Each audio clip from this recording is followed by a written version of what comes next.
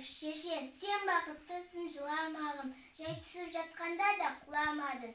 Тәңірінен мен едім ғой сұраған, сондықтан да жыламағым. Бармын ғой, тірімін ғой, қасындамын, өлмеймін мен өзіңде асылданмын. Таусылып өз-өзінен шашылмағым, байырғы берек енді қашырмағым. Мен сенің қанықпын ғой көз жасына, өзің кепіл тот басып тоз басыма.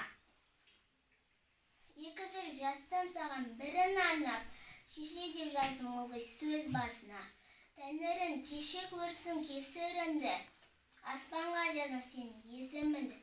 Шеше, сен бақыттысың, тербете бер, қуат алдай ерген бесігімді.